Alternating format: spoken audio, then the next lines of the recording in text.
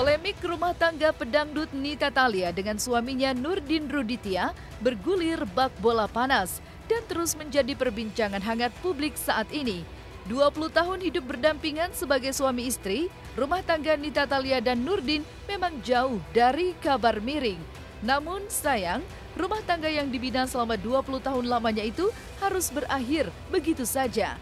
Ya, baik Nita dan Nurdin telah sepakat mengakhiri rumah tangga mereka dan jalan mediasi yang seharusnya menjadi satu-satunya jalan keluar justru tak berjalan baik dan hasilnya gagal. Selain itu, muncul juga pengakuan mengejutkan dari pihak Nita Thalia tentang pertengkaran Nita dan Nurdin sampai terjadi insiden banting kipas angin hingga Nita Thalia angkat kaki dari rumah. Meski demikian, pihak Nita Thalia menepis adanya kekerasan fisik dalam pertengkaran tersebut. Sebenarnya kalau dia keluar itu kan bukan dia keluar ya, karena di situ pada saat malam itu terjadi cekcok, perkelahian antara beda pendapat, selisih paham lah dengan si Pak Rudi, dengan si Nita Thalia sendiri, yakni mengenai manajemen, yaitu sepengetahuan kami ceritanya seperti itu. Akibat dari situ Nita Thalia ya masuk ke kamar, mengurung diri, digedor-gedor pintu itu, sehingga yang tadi katanya bahwa kipas angin itu dibanting oleh Nita Thalia itu tidak benar, bahwa Pak Rudi sendirilah kok yang membanting itu. Yang katanya ketok-ketok pintu ada anak itu nggak benar juga kok, karena di situ justru anaknya yang melerai waktu itu. Ayah jangan seperti itu. Nah, akibat dari itu Nita merasa dirinya akan terancam, makanya dia menyelamatkan dirinya, takut terjadi hal yang tidak diinginkan karena keselamatan nyawanya, seperti itu. Kalau kekerasan fisik tidak ada, jadi tidak ada sampai ke situ. Cuman ya mungkin Nitanya ingin menyelamatkan karena ya mungkin namanya orang sama-sama emosi, takut terjadi seperti itu. Makanya dia menghindar, bukan melarikan diri sebenarnya. Dan ketika ia ingin balik lagi ke rumah pun pintunya sudah didobel kuncinya. Jadi sampai hari ini dia nggak bisa lagi balik karena kunci sudah dikuasai oleh Pak Rudi, seperti itu.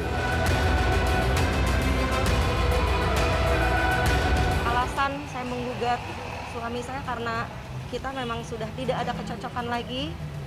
Bukan karena saya tegaskan sekali lagi, bukan karena poligami atau status istri kedua. Tidak ada hubungannya sama sekali dengan itu. Alasannya seperti apa biarlah kami berdua yang tahu ya. Yang pasti sih selama 20 tahun ini banyak sekali ketidakcocokan antara kami berdua, dan saya berusaha menutupi semua ini dari keluarga, teman-teman, dan teman-teman media semuanya gitu, supaya tidak tercium gimana caranya gitu kan. Gitu. Jadi ya ini adalah ya doakan aja yang terbaik buat keluarga kami. Ya kalau mediasinya gagal karena mungkin ya memang sudah tidak ada kesepahaman lagi, sudah tidak ada lagi kecocokan lagi, ya memang karena cekcoknya itu kan terus-menerus ya, artinya kalau sudah cekcok secara terus-menerus, apalagi yang mau dipertahankan dari perkawinan ini. Dan kami pun sebagai kuasa hukum meminta kepada pihak tergugat yang kemarin notabene dari kuasa hukumnya ketika dalam persidangan mereka akan mengikuti jalannya proses persidangan. Namun menurut kami alangkah baiknya, kan dari awal aja kita kan ingin bertemu baik-baik. Kenapa kita tidak berpisah juga secara baik-baik? Nah, kami minta seperti itu. Sudahlah, jangan kita perpanjang lagi kisruh ini.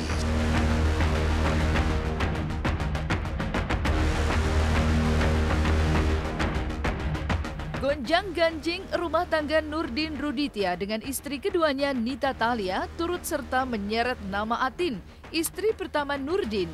Menurut Atin, curahan hati Nita Thalia di sosial media beberapa waktu lalu, yang mana dirinya disebut turut menikmati hasil jerih payah Nita Thalia, sontak saja membuat hatinya begitu hancur dan kecewa. Tidak hanya itu, Atin pun secara tegas melaporkan Seni Amalia, adik angkat Nita Thalia, atas statementnya di sosial media yang dianggap tidak sesuai dengan fakta. Dan seperti apa juga tanggapan kuasa hukum Seni Amalia terkait laporan Atin tersebut? Dan seperti apa juga penjelasan kuasa hukum terkait alasan dibalik Nita menonaktifkan sosial media? Jujur saya sakit hati sekali. Ini betul-betul pembunuhan karakter ya buat suami saya, buat keluarga saya, buat anak-anak saya juga. Ya kan sebelum Nita jadi artis kan bukan siapa-siapa. Supaya memberi pelajaran juga lah itu, karena itu udah masuk ke ranah hukum ya, pencemaran nama baik dan lain. Dan sekarang jangan salah, kalau main medsos harus hati-hati karena ada undang-undang ITE. Kalau menyerang kehormatan orang lain itu dengan cara menyerang kehormatannya dengan melalui media, ya kami rasa ya itu kita lihat dulu unsur uraian dari itu kan, artinya kan harus ada ahli-ahli yang paham untuk itu kan. Nah kalau kami bukan ahli, nanti biarlah ahli yang berbicara apakah itu mengena atau tidak unsurnya. Kalaupun tidak mengena kan artinya kasus ini harus dihentikan, karena tidak bisa seperti itu. Karena apa? Karena delik-deliknya itu pun harus jelas, nggak bisa kita karang-karang, nggak bisa kita buat-buat yang dituduhkan siapa, yang kita jelek-jelekan siapa misalnya, karena tidak menyebutkan nama di situ. Seperti itu menurut kami. Kalau untuk akun Tenita Thalia sendiri nggak diaktifkan itu ya memang karena begini, ada persoalan-persoalan seperti kemarin ya, mungkinnya salah satunya takutnya nanti para netizen takut salah paham. Salah pahamnya apa? Ada yang pro dan kontra, itu yang kita khawatirkan. Nah nanti akibat dari ini ada korban-korban lain lagi yang akan dilaporkan dari pihak lawan. Nah kita khawatir dengan adanya laporan kemarin itu, dengan adanya komentar-komentar para netizen itu, salah satu yang jadi korban kan sebenarnya ini kan komentar netizen-netizen yang kita kenal.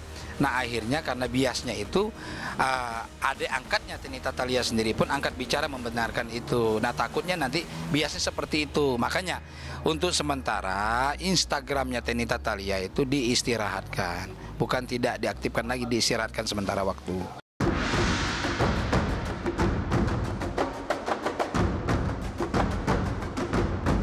Dengan gagalnya mediasi beberapa waktu lalu, jalan Nurdin dan Nita untuk rujuk tak lagi sama. Keduanya sepakat mengakhiri rumah tangga mereka yang telah dibina selama 20 tahun itu.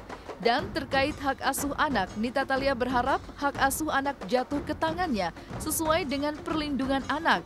Namun menurut Nita, ia tetap memberikan kebebasan pada sang buah hati untuk menentukan pilihannya ingin mengikuti siapa.